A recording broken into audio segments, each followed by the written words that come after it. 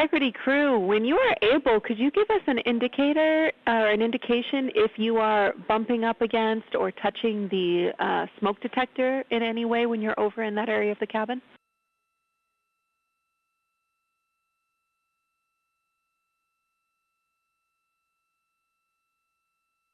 I think MCC reported some erroneous data yesterday. Maybe that's happening again. We had a towel over there, but we don't think we're bumping into it. Give us a couple more seconds because we need to grab a few more pictures, and then we'll try to get away from it for a minute. And we don't have any concern. You guys can stay over there, keep taking your photos. We were just curious. Continue.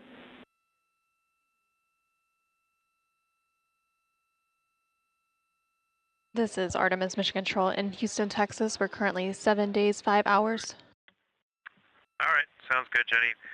Yeah, we caught a view of Earth in window 1, and now we're completely distracted for a little bit. You guys are looking great. Thanks. Yeah, we love that. We were just noticing, it's really cool actually, in the data that ECOM's seeing, they're seeing an indication on the smoke detector, and they think it's when the flash goes off.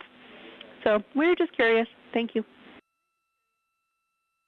This is Artemis Mission Control in Houston, Texas. We're currently 7 days, 5 hours, and 22 minutes into the Artemis 2 mission. You can see the crew there on your screen inside the Orion spacecraft, which was named Integrity by its crew. They are currently capturing some images. It looks like they're capturing images of each other in front of one of the cabin windows with a view of Earth outside. And of course, we have been uploading and sharing imagery as we receive it from the crew. There on your screen from left to right, you can see NASA astronaut Christina Cook, NASA astronaut Reed Wiseman, and Canadian Space Agency astronaut Jeremy Hansen. And it looked like Reed was trying to show off the image that he was capturing just now.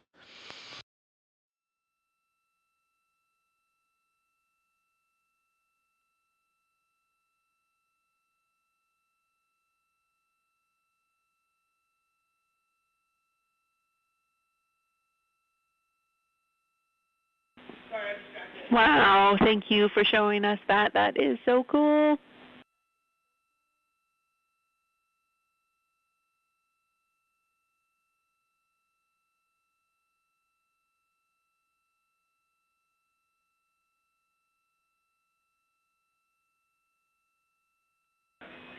We look like we're smiling at you, like a little Cheshire cat. Yeah, that is exactly the same comment that we made, and then that's why we put Victor beside it for his smile, and took a picture of him there. And his smile is as bright as your smile. I believe it. Thank you.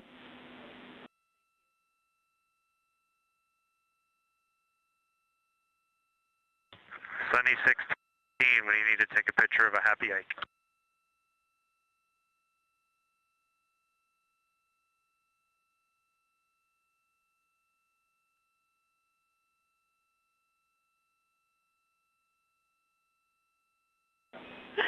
Now ECOM is as happy as the Earth. And Houston, you're seeing a little bit of a CCU dump, yourselves, crescent Earth, and a solar array. So it's a pretty sweet view out window 1 right now.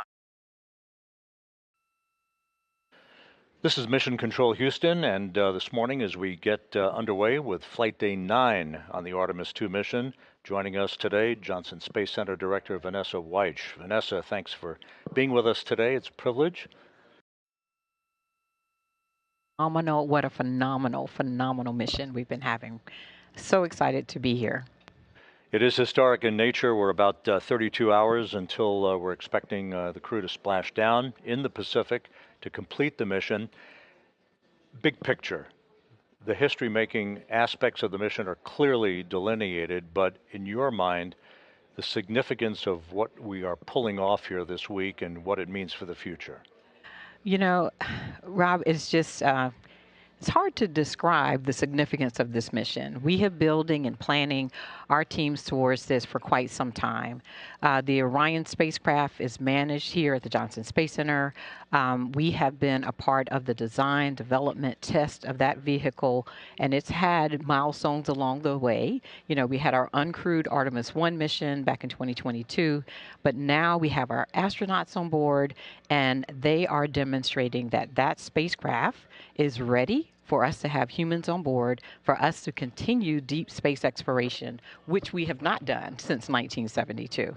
So this is the Artemis generation. This is our generation's opportunity to explore and to build from what Apollo did, but moving to the moon, we're now going to have a moon base. We're going to learn how to live there. We're going to go to Mars. It opens up all of the universe. It's just amazing for human exploration. And we're on board Integrity with our 4 astronauts, Christina Cook on the left, Victor Glover, Commander Reed Wiseman, and Jeremy Hansen of the Canadian Space Agency on the right. The crew is continuing to stow equipment on board. They've concluded a conference with Entry Flight Director Rick Henfling to review procedures for tomorrow's return to Earth. And we'll soon be moving into a midday meal on this day before their homecoming to planet Earth.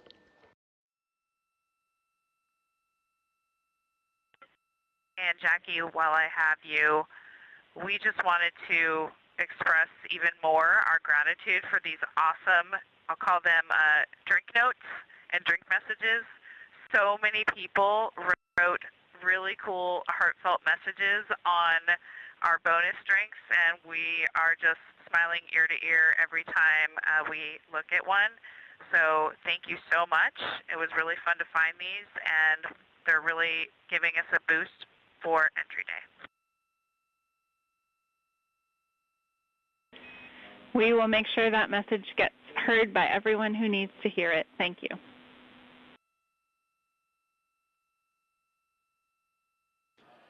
This is Mission Control Houston, here in the flight control room. A welcome visitor, Charlie Blackwell Thompson, the Artemis launch director who kicked off this mission with the flawless launch of the Space Launch System and the 4 Integrity astronauts back on April 1st. She's here visiting at the Johnson Space Center, currently talking to her Ascent Flight Director, Judd Freeling, and the Entry Flight Director, Rick Henfling, who will be on tomorrow to preside over Integrity's return to Earth.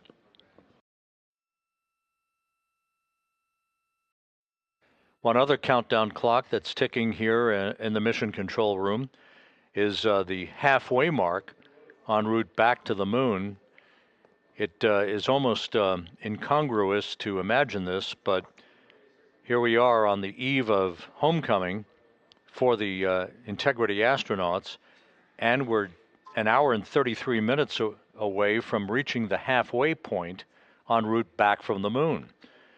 It's just the way orbital mechanics works, that sets the course and the velocity and the entrapment of Integrity into the grip of Earth's gravity that dictates all of that. But again, we're about a little over an hour and a half away from reaching the halfway point back from the moon for the splashdown in the Pacific tomorrow night.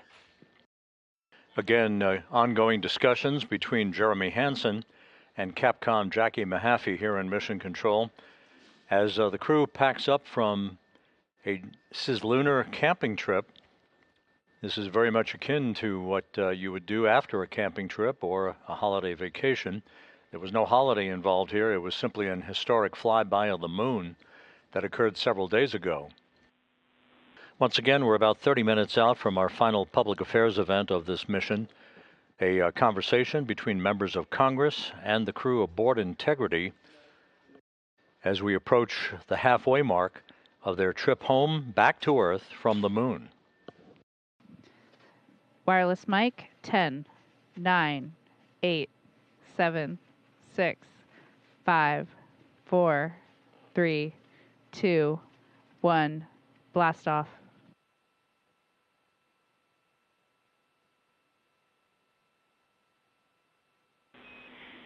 Copy blast off. Good scene and voice. We'll be ready on time.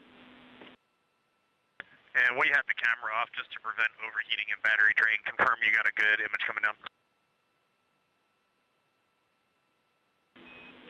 We do have an image coming down.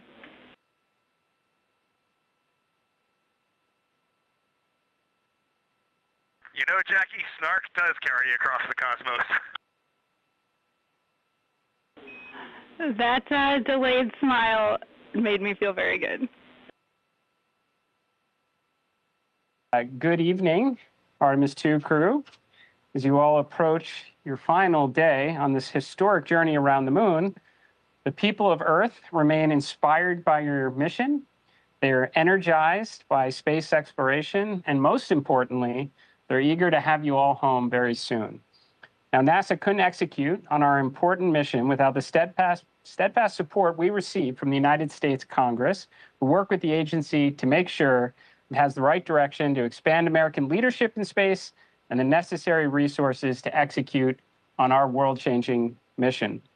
Now, we have several NASA congressional supporters online today, and they have a few questions they'd like to ask you on behalf of their constituents across the country. I can only imagine the awe and wonderment you feel, but I want to just start by saying thank you. You are inspiring. That is not hyperbole when Jared speaks about the people of Earth. Across the planet, people are watching you and amazed, watching you put food packets away, as we were doing just a few minutes ago, watching you float around with the floating head, and you are bringing people together all across our globe. So thank you.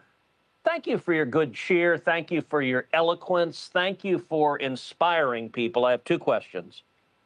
Number one, if you could go back in time and talk to yourself at age 10, what would you tell yourself about going to the moon? And then question two, if and when they make a movie about this, who do you want to play you? Well, sir, it's an honor to be with all of you, and please say hello to all of our colleagues there at Johnson Space Center. We can't wait to be back. My 10-year-old self, I recently found some photos of myself on a family vacation at Kennedy Space Center, and we were posing in front of the Saturn V rocket with my siblings, and my parents. And if I could have told that little girl who took home a picture of Earthrise and hung it in her room that she would eventually launch from that same place to see that same view, I'm pretty sure she would not believe it. But even though I still can't believe it, and she certainly wouldn't believe it, she chased that dream, and it ended up happening. It's such an honor to hear that we've inspired. That's truly one of the top things that we ever wanted to do. And I am definitely not answering the movie question. That's going to be for Reed. Senator Cruz, it's great to talk to you, and thank you for visiting our friends and family there at the Johnson Space Center. That is fantastic. We've thought a little bit about the movie, and I think that's way out of our pay grade. So we don't know who's going to play us. That's up to whoever decides. But one thing we do know for certain is this guy is going to be played by Buzz Lightyear, 100%, no doubt. I have a question from one of our local voters here in Indian River County. Her name is Renee, and she said, what were you thinking when you were going around the moon, the furthest ever from Earth, on the dark side of the moon? We'd love to hear your thoughts as you made your way around the moon out of radio contact. So during the time of the nearest approach to the moon, we were doing so much science. I took a brief moment to say a short prayer of gratitude for being sent on this mission and trusted with, bringing back scientifically relevant information. And I also just felt like I was hoping that people looked up and were watching to see when we came back into communication, and that maybe there was a chance that folks would feel a sense of togetherness. We have a moment of silence whenever something solemn and that requires reverence or someone that we love has passed away, but maybe we could call it a moment of togetherness. As we were in radio silence, I was really hoping that we could just have a sense. You heard the word togetherness a lot from our crew, and really was hoping that while we were waiting to get back in contact, that people could just feel that sense of togetherness, that we were all a crew on Spaceship Earth. And integrity. Just over 10 minutes ago, as you were having that event, you passed the halfway home mark.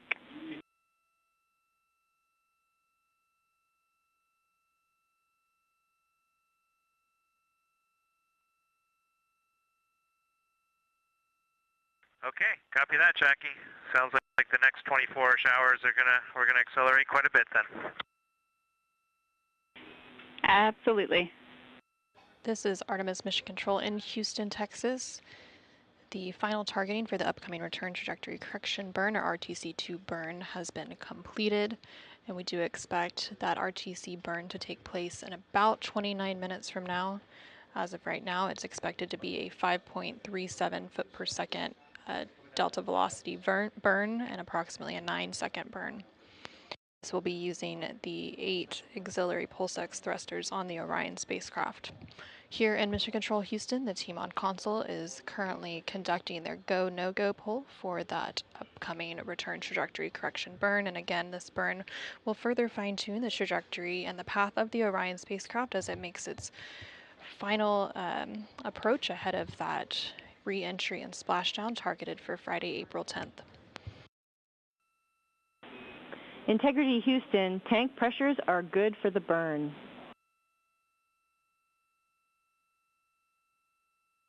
Integrity copies. Integrity Houston, maneuver to burn attitude starting in approximately 3 minutes.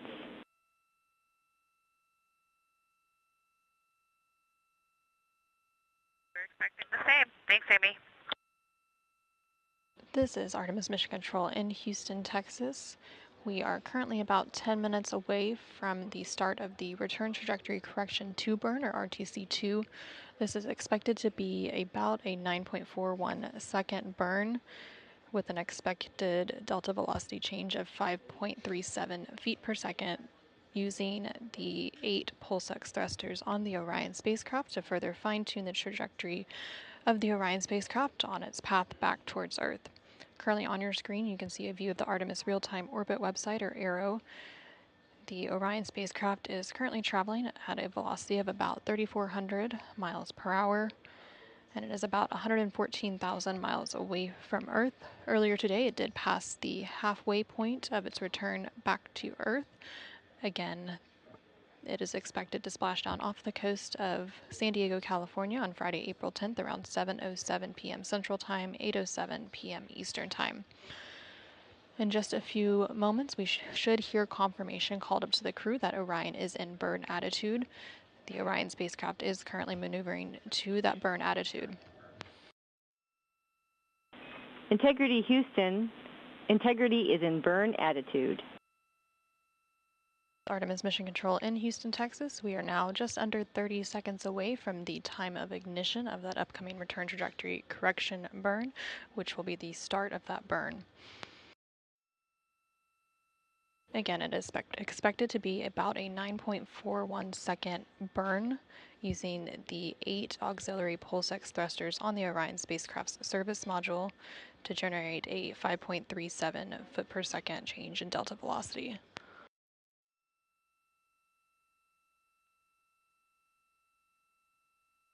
And we do have confirmation that the return trajectory correction burn has started, that taking place at 9:53 p.m. Central Time, 10:53 p.m. Eastern Time. And we also now have confirmation that the burn has completed, again, that taking place at 9:53 p.m. Central Time, 10:53 p.m. Eastern Time.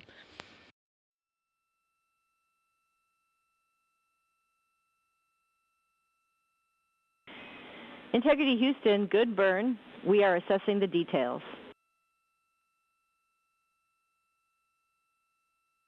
We see the same and copy.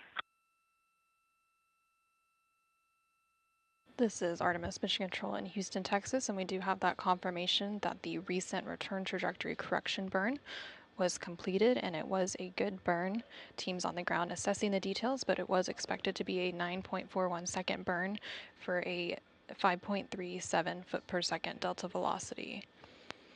Again, these return trajectory correction burns help to fine-tune the Orion spacecraft's path as it makes its way back to Earth, and this was the second in a series of 3 return trajectory correction burns, with that first return trajectory correction burn taking place on flight day 7, and the final return trajectory correction burn is expected to take place on flight day 10, about 5 hours prior to entry interface.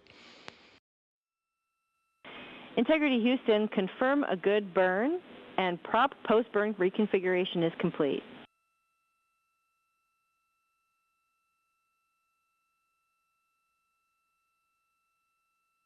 We copy all, and we have a gorgeous view of you out window 2. Awesome, we're waving at you.